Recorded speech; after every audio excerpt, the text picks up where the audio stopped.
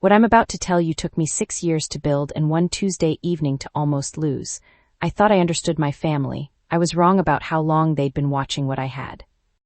My father demanded my medical savings to pay my brother's gambling debts, and when I refused, he told me something he'd apparently been waiting years to say out loud.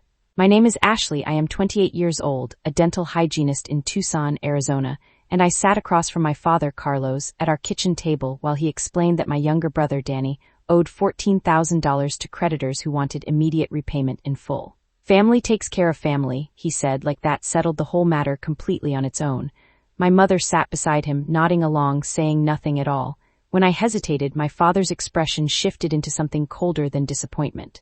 You've always been the cold one, Ashley, he said, almost gently.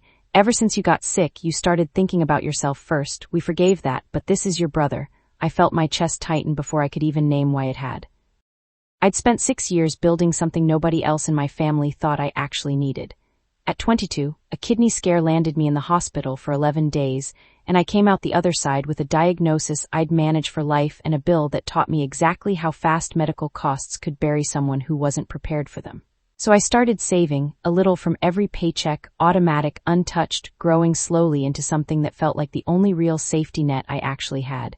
My family called it excessive. My father used to introduce me at gatherings as the practical one, a phrase that always sounded like a compliment until I noticed the tone underneath it.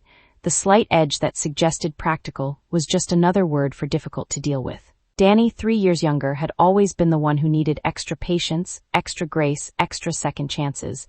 I never resented him for it. I just slowly learned my own needs were something to apologize for instead. I'm not giving you the money, Dad, I said, my voice steadier than I actually expected it to come out. It was the first time in my entire adult life I'd said no to him about anything that mattered this much. He didn't raise his voice. He didn't argue, he just looked at me with an expression I'd never quite seen directed at me before, disappointment, but deliberate, almost performed for an audience. Danny would never let this happen to you, he said quietly. You know that, right? He'd find a way. I felt something twist in my stomach because I knew it wasn't true, and some old, tired part of me still wanted to believe it anyway. It's just money, my father added when I didn't answer right away. You're acting like we're asking for a kidney. I almost laughed at that, given everything happening. My mother still hadn't said a single word the entire conversation, just watched us both like she was waiting to see which version of me would win. 3 days later, I called my sister-in-law, Vanessa, mostly just to vent, expecting sympathy and nothing more from the call. Instead, she went quiet on the phone for a long, uncomfortable moment. Wait, she said slowly. This isn't the first time, right? You knew about the other two? My stomach dropped completely. What other two? Vanessa hesitated, like she was realizing mid-sentence that she'd assumed I already knew something I clearly didn't know at all. She explained she'd come across old debt clearance text messages between Danny and my parents years back, when she and Danny had just gotten married and were still sharing his old phone for a few weeks before his new one arrived in the mail. Your mom mentioned pulling the money from the account they'd started for your college years ago. I just assumed they'd already told you about it. I sat completely still, the phone pressed hard against my ear, barely breathing, trying to understand what she'd just told me. I hung up and sat at my kitchen table for a long time, doing math I hadn't actually done in years. My parents had set up a joint account for my college fund when I was a teenager, and by the time I'd actually needed it for grad school applications, it had somehow been nearly empty, far less than I clearly remembered being told it contained. I'd assumed for years that I'd simply misremembered the number, that my memory of a larger amount had been wrong, a small private embarrassment I never mentioned to anyone because questioning it felt deeply ungrateful. I hadn't been wrong about the number at all. I'd been wrong about who had taken it and why, and how many times it had quietly happened without my knowledge.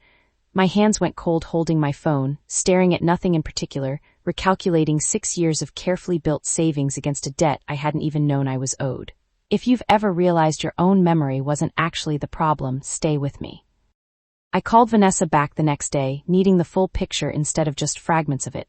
She walked me through what she actually knew, Danny's first gambling debt at 20, covered quietly before I'd even realized my college fund had already been drained.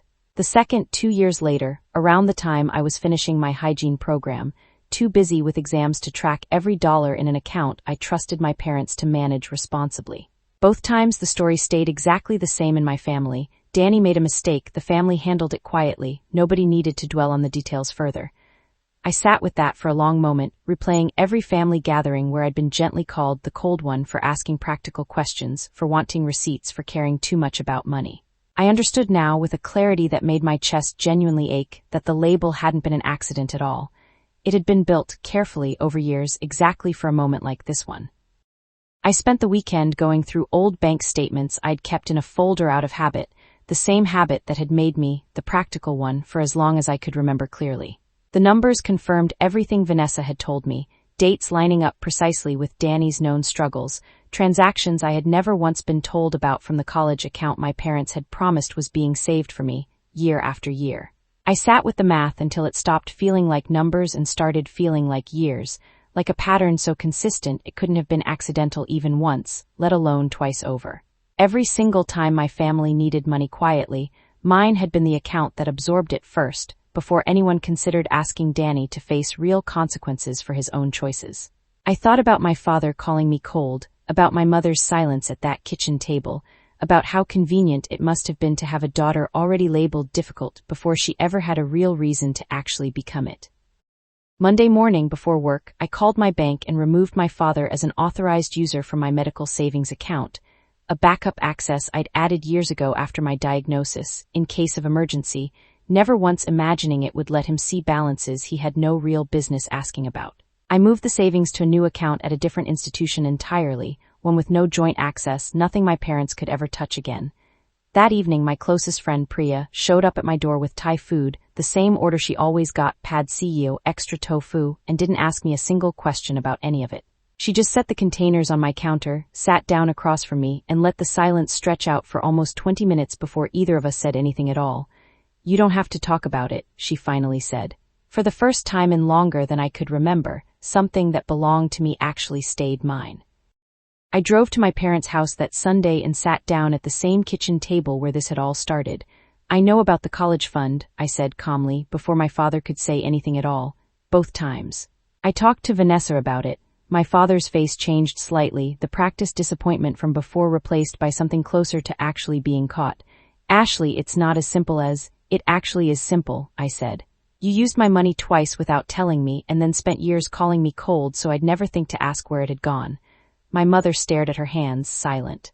My father opened his mouth, then closed it again, searching for a version of the story that might still work on me. He didn't find one. "I'll help Danny find a debt counselor," I said. "But I'm done being the account this family quietly empties whenever it's convenient for them."